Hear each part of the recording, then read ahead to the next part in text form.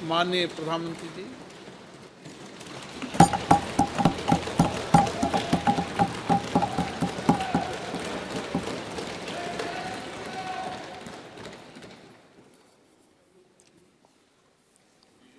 आदरणीय अध्यक्ष जी,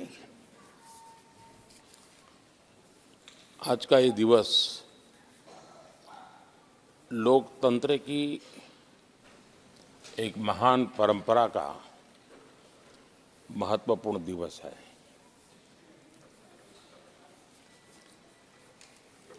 सत्रहवीं लोकसभा ने 5 वर्ष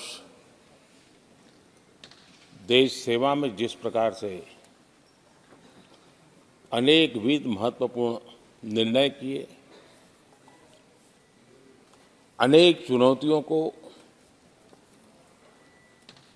सबने अपने सामर्थ्य से देश को उचित दिशा देने का प्रयास, एक प्रकार से ही आज का दिवस हम सबकी उन 5 वर्ष की वैचारिक यात्रा का, राष्ट्र को समर्पित उस समय का,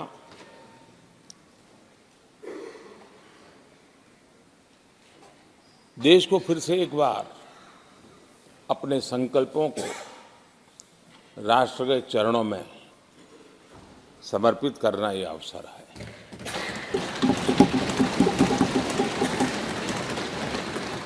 ये 5 वर्ष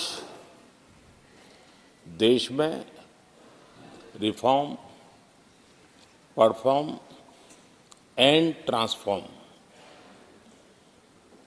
ये बहुत रेयर होता है कि रिफॉर्म भी हो, परफॉर्म भी हो और हम ट्रांसफॉर्म होता अपनी आंखों के सामने देख पाते हो, एक नया विश्वास भरता हो।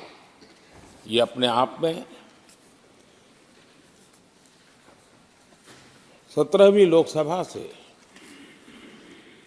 आज देश अनुभव कर रहा है और मुझे पक्का विश्वास है कि देश 17वीं लोकसभा को जरूर आशीर्वाद देता रहेगा।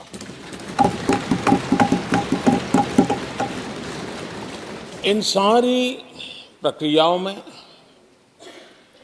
सदन के सभी माननीय सदस्यों का बहुत महत्वपूर्ण रोल रहा है, महत्वपूर्ण भूमिका रही है और ये समय है कि मैं सभी माननीय सांसदों का इस गृह के नेता के नाते भी और आप सबके एक साथी के नाते भी आप सबका अभिनंदन करता हूं।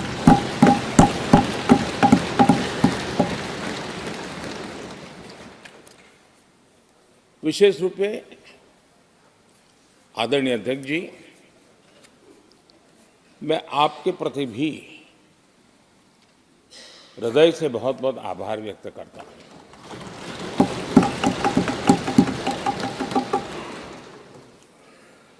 पांचों वर्ष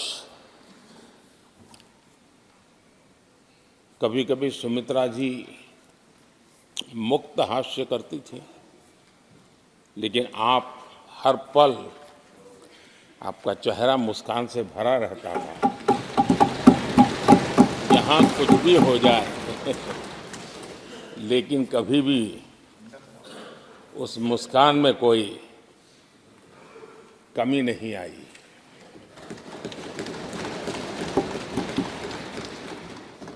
अनेकविध परिस्थितियों में आपने बहुत ही संतुलित भाव से और सच्चे अर्थ में निष्पक्ष भाव से इस सदन का मार्गदर्शन किया, सदन का नेतृत्व किया। मैं इसके लिए भी आपकी भूरी भूरी प्रशंसा करता हूं।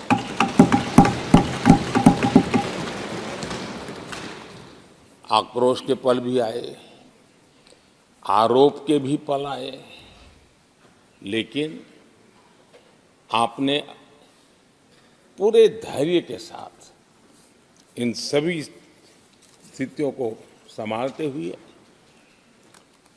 और एक सूझबूझ के साथ आपने सदन को चलाया हम सबका मार्गदर्शन किया, इसके लिए भी मैं आपका आभारी हूं। आदरणीय सभापति जी, इस 5 वर्ष में इस सदी का सबसे बड़ा संकट पूरी मानव जात ने झेला।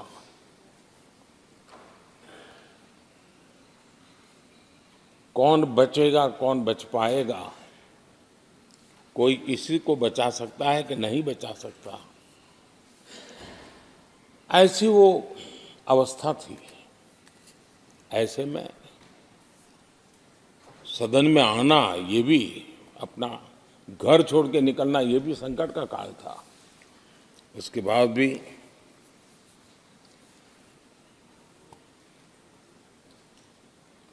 जो भी नई व्यवस्थाएं करनी पड़ी, आपने उसको किया। देश के काम को रुकने नहीं दिया। सदन की गरिमा भी बनी रहे और देश के आवश्यक कामों को जो गति देनी चाहिए, वो गति भी बनी रहे। और उस काम में सदन की जो भूमिका है, वो रत्ती भर भी पीछे न रहे, इसको आपने बड़ी कुशलता के साथ संभाला और दुनिया के लिए एक उदाहरण के रूप में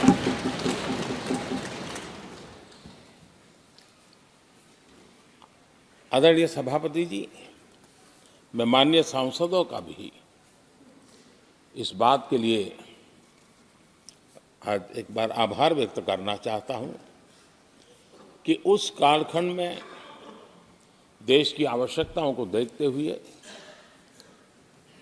सांसद निधि छोड़ने का प्रस्ताव माननीय सांसदों के सामने रखा और एक पल के विलंब के बिना सभी माननीय सांसदों ने सांसद निधि से मुक्त।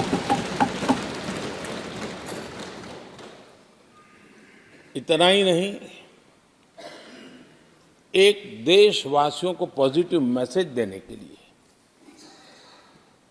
अपने आचरण से समाज को एक विश्वास देने के लिए सांसदों ने अपनी सैलरी में से 30% कटौती का निर्णय सबने खुद ने किया, ताकि देश को भी विश्वास हुआ कि ये सबसे पहले छोड़ने वाले लोग हैं।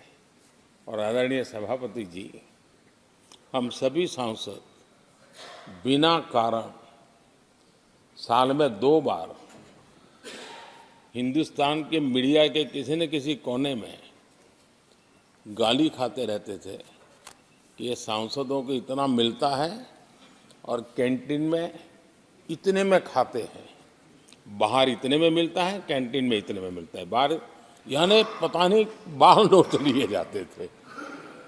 आपने निर्णय किया सबके लिए समान रेट होंगे कैंटीन में, और सांसदों ने कभी भी विरोध नहीं किया, शिकायत भी नहीं की।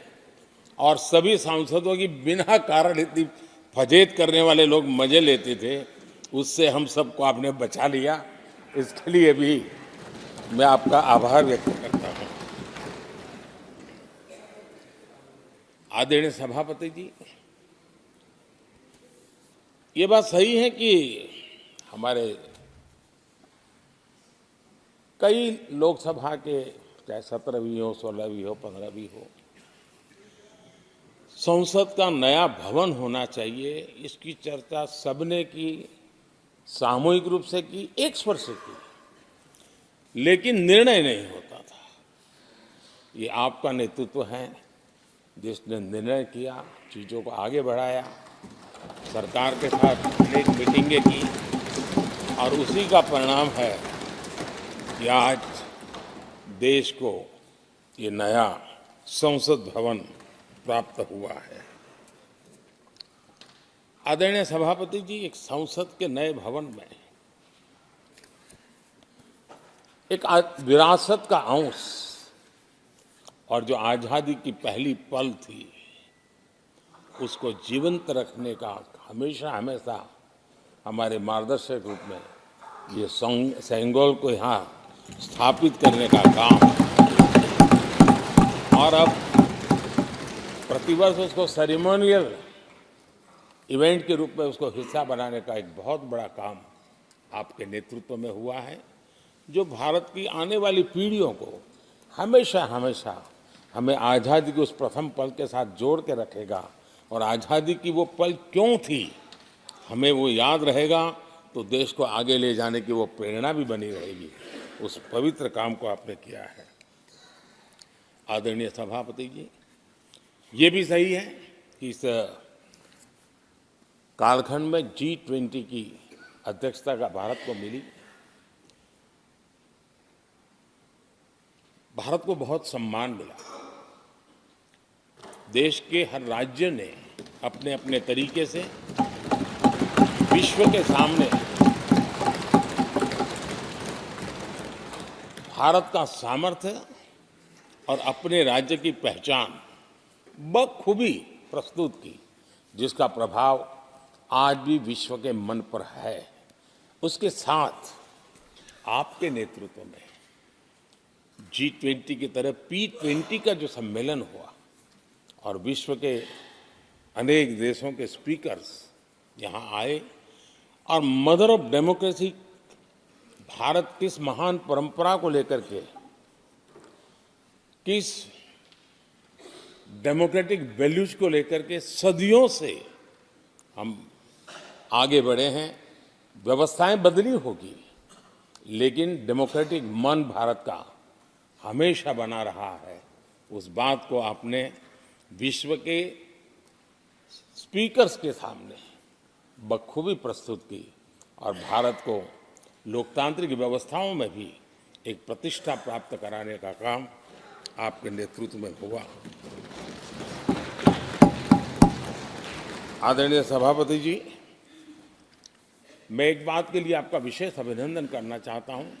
शायद हमारे सभी माननीय सांसदों का और मीडिया का भी उस तरफ ध्यान नहीं गया है। हम संविधान सदन जिसको कहते हैं, जो पुरानी संसद, जिसमें महापुरुषों के जन्म जयंती निमित्त उनकी प्रतिमा को पुष्प चढ़ाने के लिए हम लोग एकत्र आते हैं, लेकिन वो एक 10 मिनट का इवेंट होता था और चले जाते थे। आपने देश भर में इन महापुरुषों के लिए वक्तृत्व स्पर्धा, निबंध स्पर्धा का एक अभियान चलाया। उसमें से जो बेस्ट ऑरेटर होते थे और बेस्ट एसेज होते थे, हर राज्य से 2-2 बालक उस दिन दिल्ली आते थे, और उस महापुरुष की जन्म जयंती के समय, पुष्प वर्षा के समय वो मौजूद रहते थे, देश के नेताओं को, और बाद में वो पूरा दिन भर रह करके उस पर अपना व्याख्यान देते थे। वे दिल्ली के अन्य स्थान पर जाते थे, वो सांसद की गतिविधियों को समझते थे। यानी अपने ये निरंतर प्रक्रिया चला करके देश के लाखों विद्यार्थियों को भारत की संसदीय परंपरा से जोड़ने का बहुत बड़ा काम किया, और ये परंपरा ये आपके खाते में रहेगी, और आने वाले समय में हर कोई बड़े गौरव के साथ इस परंपरा को आगे बढ़ाएगा। मैं इसके लिए भी आपका अभिनंदन करता हूं। आदरणीय अध्यक्ष जी, संसद की लाइब्रेरी जिसको उपयोग करना चाहिए वो कितना कर पाते थे वो तो मैं नहीं कह सकता हूं, लेकिन आपने उसके दरवाजे सामान्य व्यक्ति के लिए खोल दिए। ज्ञान का ये खजाना, परंपराओं की विरासत, उसको आपने जन सामान्य के लिए खोल करके बहुत बड़ी सेवा की है। मैं इसके लिए भी आपका हृदय से अभिनंदन करता हूं। पेपरलेस पार्लियामेंट, डिजिटलाइजेशन, आपने आधुनिक टेक्नोलॉजी हमारी व्यवस्था में कैसे बने। शुरू में कुछ साथियों को दिक्कत रही, लेकिन अब सब इसके आदी हो गए हैं। सब मैं देखता हूं, जब यहाँ बैठे हैं तो कुछ न कुछ करते रहते हैं। तो अपने आप में एक बहुत बड़ा काम आपने किया है। ये एक स्थायी व्यवस्थाएं आपने निर्माण की है। मैं इसके लिए आपका बहुत आभार व्यक्त करता हूँ। आदरणीय अध्यक्ष जी, आपकी कुशलता और माननीय सांसदों की जागरूकता, उन सबका संयुक्त प्रयास मैं कह सकता हूं कि जिसके कारण 17वीं लोकसभा की प्रोडक्टिविटी करीब करीब 97% रही है।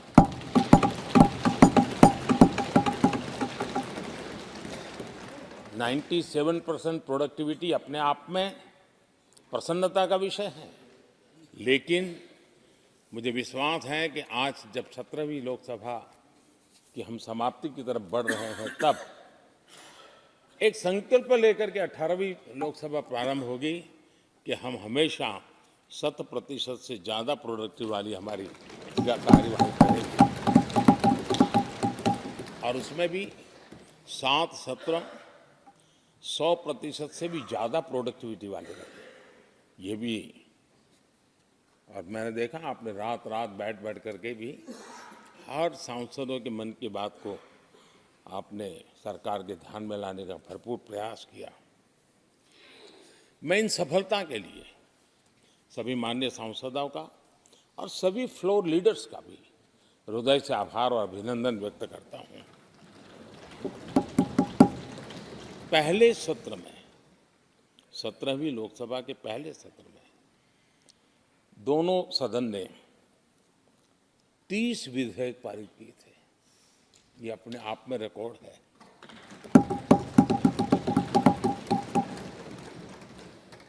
और एक नए नए बेंचमार्क 17वीं लोकसभा ने बनाए हैं।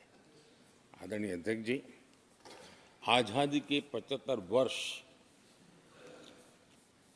पूरा होने का उत्सव, हम सबको कितना बड़ा सौभाग्य मिला कि ऐसे अवसर पर हमारे सदन ने अत्यंत महत्वपूर्ण कामों को नेतृत्व किया, हर स्थान पे हुआ। शायद ही कोई सांसद ऐसा होगा कि जिसने आज़ादी के 75 वर्ष को लोकोत्सव बनाने में अपने अपने क्षेत्र में भूमिका अदा न की हो। यानी सचमुच में आज़ादी के 75 वर्ष को देश ने जी भर करके उत्सव से बनाया, और उसमें हमारे माननीय सांसदों की और इस सदन की बहुत बड़ी भूमिका रही है। हमारे संविधान लागू होने के 75 वर्ष, ये भी अवसर इसी समय इसी सदन को मिला है, इसी सभी माननीय सांसदों को मिला है।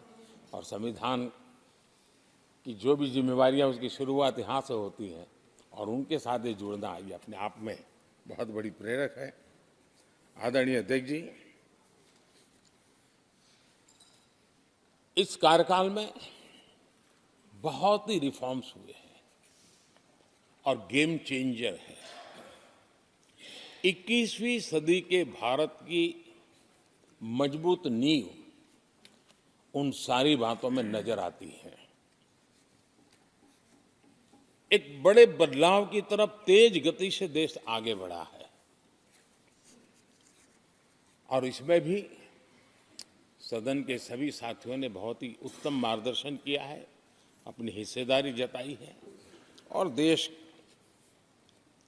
हम संतोष से कह सकते हैं कि हमारी अनेक पीढ़ियां जिन बातों का इंतजार करती थी,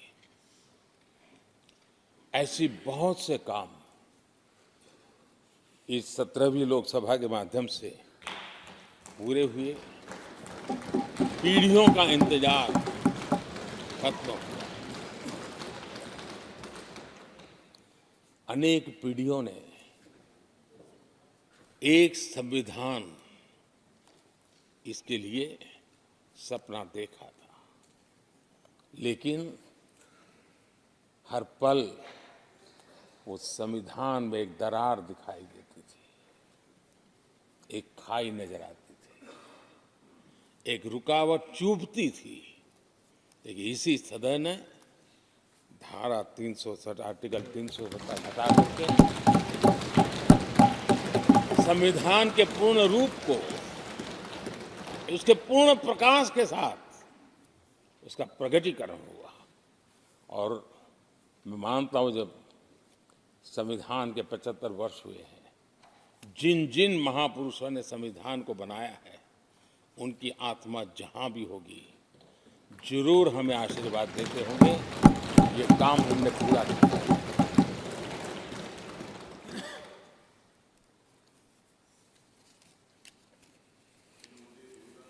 कश्मीर के भी, जम्मू कश्मीर के लोगों को सामाजिक न्याय से वंचित रखा गया था।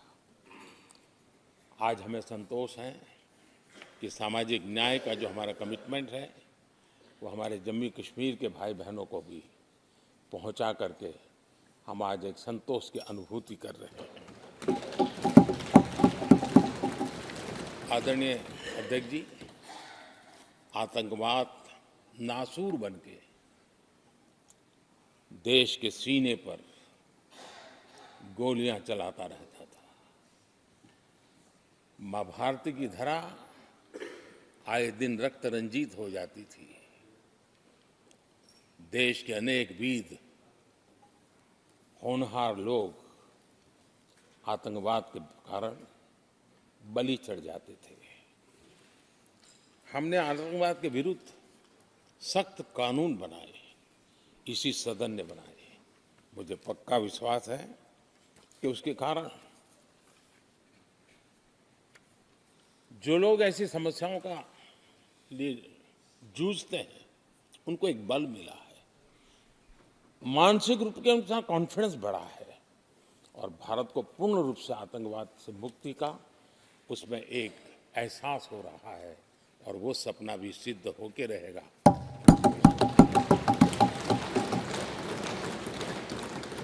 हम 75 साल तक अंग्रेजों की दी हुई दंड संहिता में जीते रहे। हम गर्व से कहेंगे देश को, नई पीढ़ी को कहेंगे, आप अपने पोते पोती को कह सकेंगे गर्व से कि देश 75 साल भले दंड संहिता में जिया, लेकिन अब आने वाली पीढ़ी न्याय संहिता में जिएगी। और यही सच्चा लोकतंत्र है। आदरणीय अध्यक्ष जी, मैं आपका एक बात के लिए और अभिनंदन करना चाहूंगा कि नया सदन, इसकी भव्यता वगैरह तो है ही, लेकिन उसका प्रारंभ एक ऐसे काम से हुआ है जो भारत की मूलभूत मान्यताओं को बल देता है, और वो नारी शक्ति वंदन अधिनियम।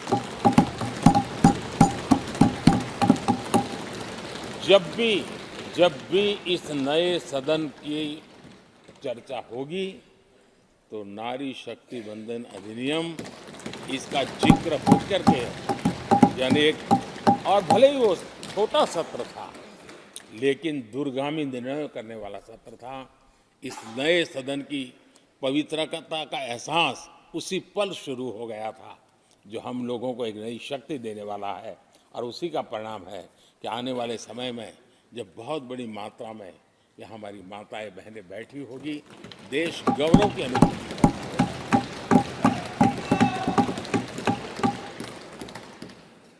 3 तलाक, कितने उतार चढ़ाव से हमारी मुस्लिम बहनें इंतजार कर रही थी। अदालतों ने उनके पक्ष में निर्णय किए थे, लेकिन वो हक उनको प्राप्त नहीं हो रहा था। मजबूरियों से गुजारा करना पड़ रहा था। कोई प्रकट रूप से कहें, कोई अप्रकट रूप से कहें, लेकिन 3 तलाक से मुक्ति का बहुत महत्वपूर्ण और नारी शक्ति के सम्मान का काम 17वीं लोकसभा ने किया है। सभी माननीय सांसद, उनके विचार कुछ भी रहे हो, उनका निर्णय कुछ भी रहा हो, लेकिन कभी न कभी तो कहेंगे कि हाँ, इन बेटियों को न्याय देने का काम भी करने के समय हम वहां मौजूद हैं। पीढ़ियों से होता यह न्याय हमने पूरा किया है, और वो बहनें हमें आशीर्वाद दे रही है। आदरणीय अध्यक्ष जी, आने वाले 25 वर्ष हमारे देश के लिए बहुत महत्वपूर्ण है। राजनीति की गहमागहमी अपनी जगह पे है, राजनीतिक क्षेत्र के लोगों की अपनी आशा आकांक्षा अपनी जगह पे है, लेकिन देश की अपेक्षा, देश की आकांक्षा, देश का सपना, देश का संकल्प ये बन चुका है। 25 साल वो हैं जो देश इच्छित परिणाम प्राप्त करके रहेगा।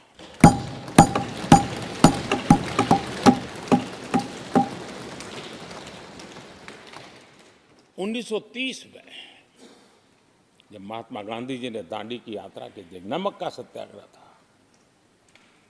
घोषणा होने के पहले लोगों को सामर्थ्य नजर नहीं आया था। चाहे स्वदेशी आंदोलन हो, चाहे सत्याग्रह की परंपरा हो, चाहे नमक का सत्याग्रह हो, उस समय तो घटनाएं छोटी लगती थी, लेकिन 1947 वो 25 साल का कालखंड, उसने देश के अंदर वो जज्बा पैदा कर दिया था। हर व्यक्ति के दिल में वो जज्बा पैदा कर दिया था कि अब तो आज़ाद होकर रहना है। मैं आज देख रहा हूं कि देश में वो जज्बा पैदा हुआ है। हर गली मोहल्ले में हर बच्चे के मुंह से निकला है कि 25 साल में हम विकसित भारत बना के रहेंगे। इसलिए ये 25 साल मेरी देश की युवा शक्ति के अत्यंत महत्वपूर्ण कालखंड है, और हम में से कोई ऐसा नहीं होगा जो नहीं चाहता होगा कि 25 साल में देश विकसित भारत न बने। हर किसी का सपना है। कुछ लोगों ने सपने को संकल्प बना लिया है, कुछ लोग शायद संकल्प बनाते देर हो जाएगी, लेकिन जुड़ना हर एक को होगा। और जो जुड़ भी नहीं पाएंगे और जीवित होंगे तो फल तो जरूर खाएंगे। ये मेरा आदरणीय अध्यक्ष जी, ये 5 वर्ष युवाओं के लिए बहुत ही ऐतिहासिक कानून भी बने हैं।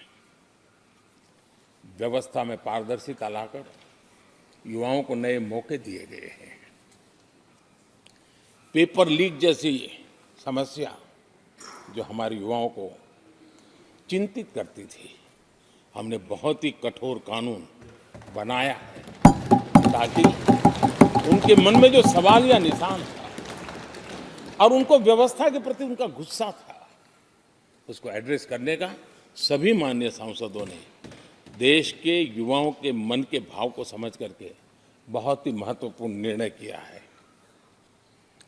आदरणीय अध्यक्ष जी, ये बात सही है कि कोई भी मानव जात अनुसंधान के बिना आगे नहीं बढ़ सकती है।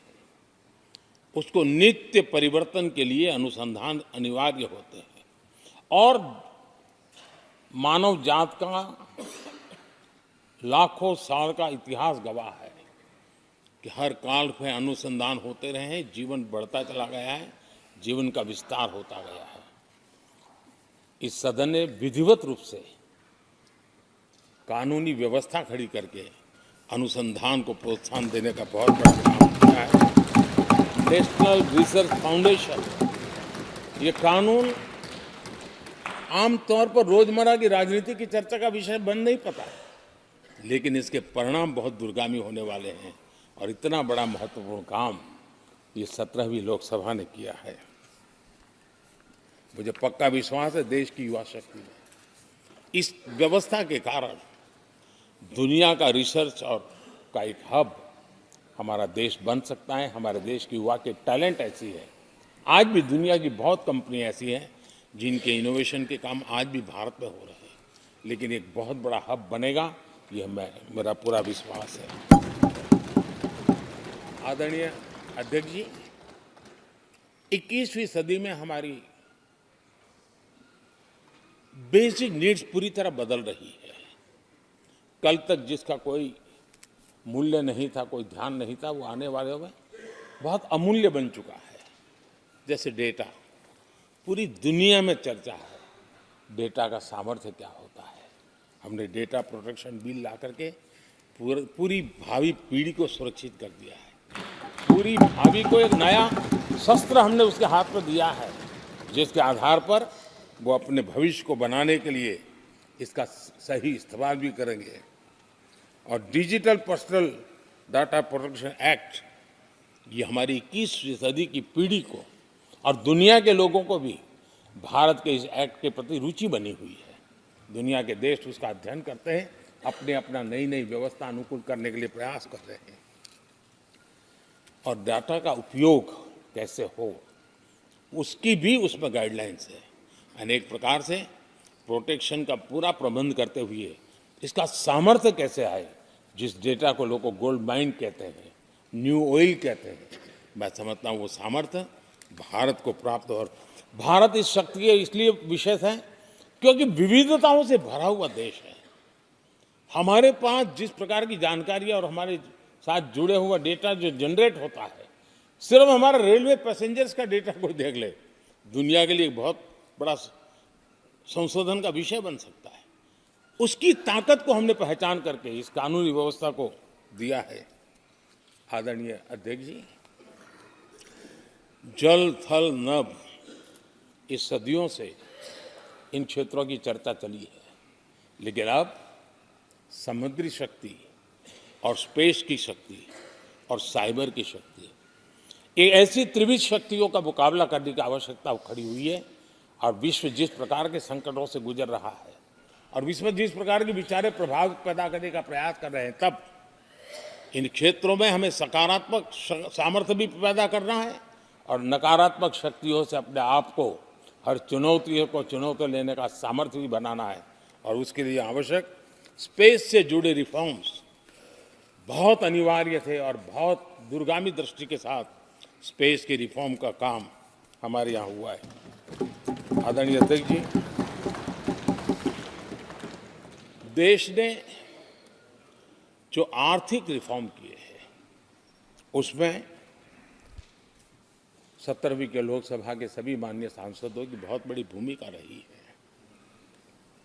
बीते वर्षों में हजारों कंप्लायंसेस बेवजह हम जनता जनार्दन को ऐसी चीजों में उलझाए रखा।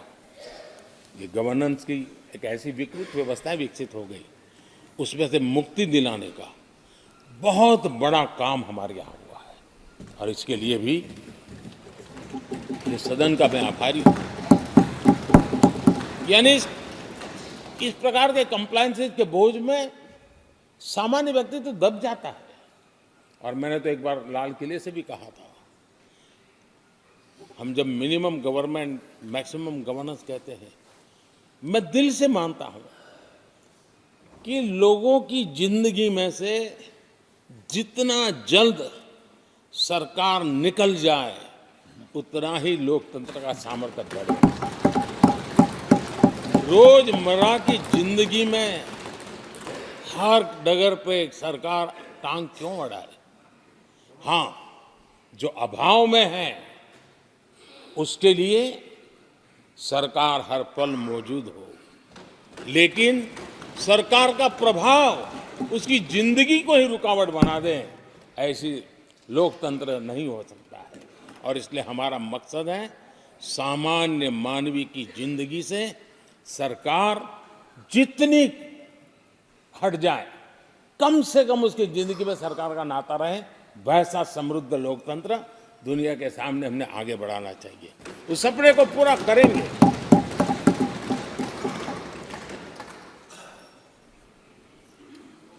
आदरणीय अध्यक्ष जी, companies act, limited liability partnership act, 60 से अधिक गैर जरूरी कानूनों को हमने हटाया है। ईज ऑफ डूइंग बिजनेस, इसके लिए ये बहुत बड़ी आवश्यकता थी, क्योंकि अब देश को आगे बढ़ना है तो बहुत सारी रुकावटों से बाहर आना पड़ेगा। हमारे कई कानून तो ऐसे थे, छोटी छोटे कारणों से जेल में भर दो बस। यहाँ तक कि फैक्ट्री है और उसके शौचालय को 6 महीने में एक बार अगर वाइट वॉश नहीं किया है तो उसके लिए जेल थी, वो कितनी बड़ी कंपनी का मालिक क्यों न हो। अब ये जो एक प्रकार की जो अपने आप को बड़े लेफ्ट लिबरल कहते हैं, उन लोगों की आइडियोलॉजी और देश में ये तुमारशाही का जमाना, उन सारों से मुक्ति दिलाने का हमें भरोसा होना चाहिए भाई। वो करेगा। आज लोगों के घरों में लिफ्ट होती है, वो सोसाइटी फ्लैट वाले लोग अपनी लिफ्ट रिपेयर करते ही है जी, हर चीज कर लेते हैं। तो ये जो समाज पर, नागरिक पर भरोसा करने का काम, बहुत तेजी से बढ़ाने का काम 17वीं लोकसभा ने किया है। और इसके लिए जन विश्वास एक्ट, मैं समझता हूं 180 से ज्यादा प्रावधान डीक्रिमिनलाइज करने का काम किया है। जो मैं कहा छोटी छोटी बात में जेल में डाल देना, ये डीक्रिमिनलाइज करके हमने नागरिक को ताकत दी है। वो इसी सदन ने किया है, यही माननीय सांसदों ने किया है। कोर्ट की चक्कर से जिंदगी बचाने के लिए बहुत महत्वपूर्ण काम, कोर्ट के बाहर विवादों से मुक्ति, उस दिशा में एक महत्वपूर्ण काम, मध्यस्थता का कानून, उस दिशा में भी इसी माननीय सांसदों ने बहुत बड़ी भूमिका अदा की। जो हमेशा हाशिए पर था, किनारे पर थे, जिनको कोई पूछता नहीं था, सरकार होने का उनको एहसास हुआ है। हाँ, सरकार अहम है। जब कोविड में मुफ्त इंजेक्शन मिलता था ना, उसको भरोसा होता था, चलिए जान बच गई, सरकार होना का उसको एहसास होता था। और यही तो सामान्य मानवीय की जिंदगी में बहुत आवश्यक होता है। वो असहायता न अनुभव, अब क्या होगा, ये स्थिति पैदा नहीं होनी चाहिए। ट्रांसजेंडर समुदाय अपमानित महसूस करता था, और जब बार बार वो अपमानित होता था तो उसके अंदर भी विकृतियों की संभावनाएं बढ़ती रहती थी, और ऐसे विषयों से सब लोग दूर भागते थे। 17वीं लोकसभा के सभी माननीय सांसदों ने ट्रांसजेंडर्स के प्रति भी संवेदना जताई, और उनके जीवन में भी बेहतरीन जिंदगी बने। और आज दुनिया के अंदर जब भारत ने ट्रांसजेंडर के लिए किए हुए काम है, जो निर्णय किए हैं, इसकी चर्चा है दुनिया को बड़ा। जब हम कहते हैं ना, हमारे यहाँ इवन हमारे माता बहनों के लिए प्रेगनेंसी के लिए 26 वीक की डिलीवरी के समय की छुट्टी, दुनिया के समृद्ध देशों को भी आश्चर्य होता है। अच्छा, यानी ये प्रोग्रेसिव निर्णय यहीं पर हुए हैं, इसी 17वीं लोकसभा में हुए हैं। हमने ट्रांसजेंडर को एक पहचान दी है। अब तक करीब 16-17 हजार ट्रांसजेंडर को उनका आइडेंटिटी कार्ड दिया गया है, ताकि उनके जीवन को, और मैंने देखा अब तो मुद्रा योजना से पैसे लेकर के छोटा मोटा वो बिजनेस करने लगी, वो कमाने लगी है। पद्मा अवार्ड हमने ट्रांसजेंडर को दिया है, एक सम्मान की जिंदगी जीने के लिए। सरकार से जुड़ी अनेक योजनाओं का लाभ जो अब तक उनको मिलता नहीं था, मिलना प्रारंभ हुआ है। वो सम्मानीय जिंदगी। आदरणीय अध्यक्ष जी, बहुत विकट काल में हमारा समय गया, क्योंकि 1.5-2 साल कोविड ने हमारे पर बहुत बड़ा दबाव डाला, लेकिन उसके बावजूद भी 17वीं लोकसभा देश के लिए बहुत उपकारक रही है, बहुत अच्छे काम किए हैं। लेकिन उस समय हमने कई साथियों को भी खो दिया है। हो सकता है अगर आज वो हमारे बीच होते तो आज इस विदाई समारोह में मौजूद होते, लेकिन बीच में ही कोविड के कारण हमें अपने बहुत होनहार साथियों को खोना पड़ा। उसका दुख हमेशा हमेशा हमारे रहेंगे। आदरणीय अध्यक्ष जी, 17वीं लोकसभा का अंतिम सत्र और अंतिम आवर ही समझ लीजिए है। लोकतंत्र और भारत की यात्रा अनंत है,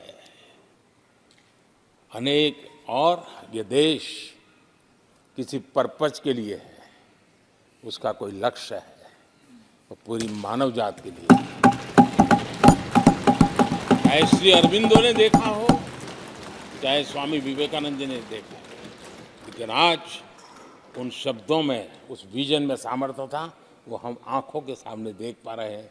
दुनिया जिस प्रकार से भारत के महात्म्य को स्वीकार कर रही है, भारत के सामर्थ्य को स्वीकारने लगी है, और उसको, उस यात्रा को हमें और शक्ति के साथ आगे बढ़ाना है। आदरणीय अध्यक्ष जी, चुनाव बहुत दूर नहीं है। कुछ लोगों को थोड़ी घबराहट रहती होगी, लेकिन ये लोकतंत्र का सहज आवश्यक पहलू है। हम सब उसको गर्व से स्वीकार करते हैं और मुझे विश्वास है कि हमारे चुनाव भी देश की शान बढ़ाने वाले, लोकतंत्र की हमारी जो परंपरा है पूरे विश्व को अचंभित करने वाले अवश्य रहेंगे, ये मेरा पक्का विश्वास है।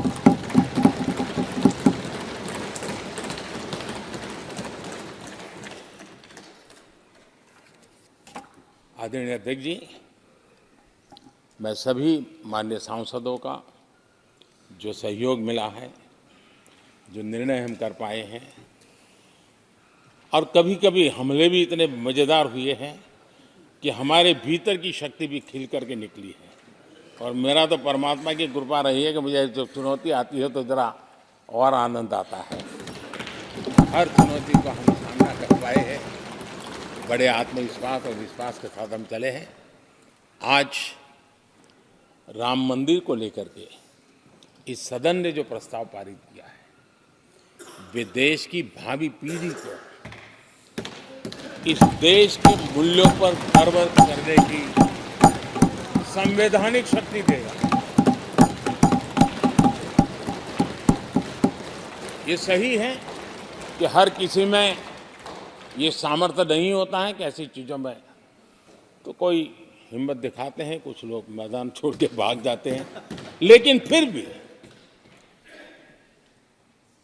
भविष्य के रिकॉर्ड को देखेंगे तो आज जो व्याख्यान वो हुए हैं, जो बातें रखी गई हैं, उसमें संवेदना भी है, संकल्प भी है, सहानुभूति भी है और सबका साथ सबका विकास के मंत्र को आगे बढ़ाने का उसमें तत्व भी है। ये देश बुरे दिन कितने ही क्यों न गए हो, हम भावी पीढ़ी के लिए कुछ न कुछ अच्छा करते रहेंगे। ये सदन हमें वो प्रेरणा देता रहेगा और हम सामूहिक संकल्प से, सामूहिक शक्ति से उत्तम परिणाम भारत की नौजवान पीढ़ी की आशा आकांक्षा के अनुसार करते रहेंगे।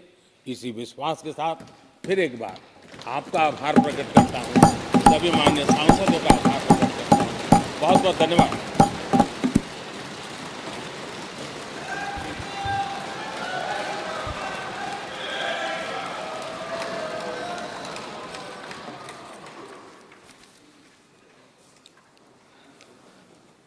माननीय प्रधानमंत्री